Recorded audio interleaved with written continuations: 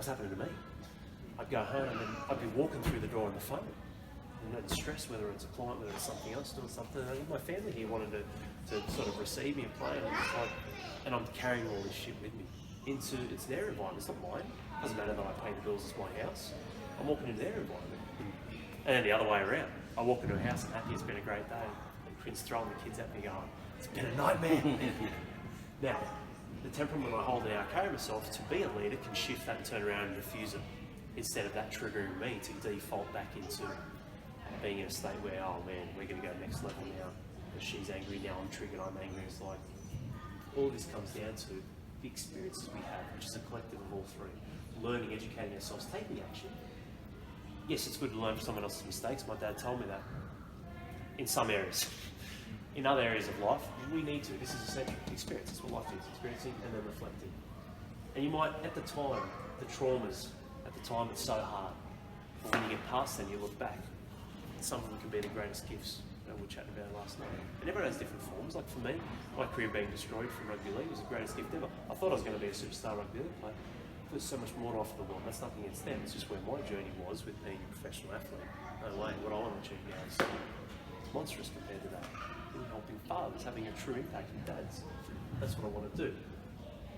This is all cool, Al, but then how do we take the action for the action for the actions? And that's where it's really having that final understanding of going, all right, this is good, but we need something to make sure that we're getting on the inside. This is the brain, yes, the brain, the heart, how much stick we have, all about reflecting. So looking back in the past and learning. But these are key things we need for us. We need courage. Knowing what's right sometimes. It's not necessarily fearlessness, it's knowing what's right. Yeah, we got to do it. This is important for me. I need to do it. I know the short-term gain will be worth it, that long-term. Short-term pain, long-term gain, all these things that are really going to come down to going, all right, there's some discomfort there. Or sometimes I might not like it because I haven't done it before. But I've got the courage to go, something needs to change in my life. I need to tick some boxes here and bloody go and launch. And the way we do that is by committing. Having a level of commitment. This is knowing what you should do. So it almost ties in a funny way to knowledge. Commitment, taking action, certainty, reflection.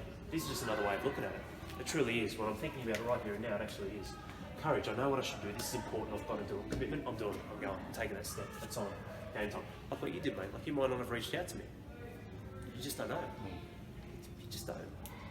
And it's not that I have to be the answer to that. It's just like, it's not, I never say to people, you're here for a reason. You know, that fantasy shit. I'm going, you're here, now here's a decision-making process. You've got choices. And you're here. It's not one path, two roads. It's your path. And there's many roads. And that's the truth.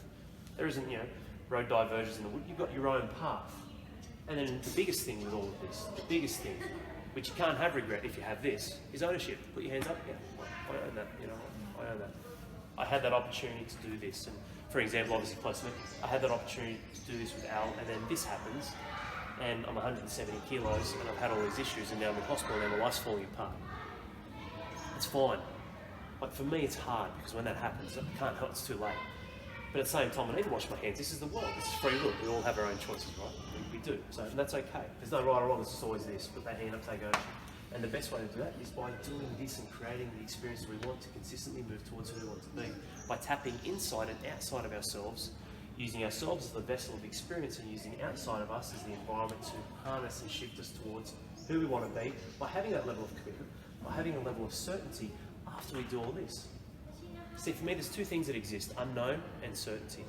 Uncertainty doesn't really exist for me because this is true, right? You have the courage, you've got the commitment, you take action. You'll always have certainty of whether it worked or it didn't, right?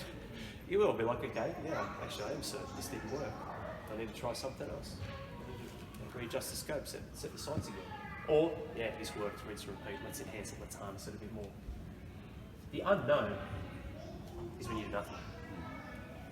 And sometimes that's scary too. There is the unknown of stepping out.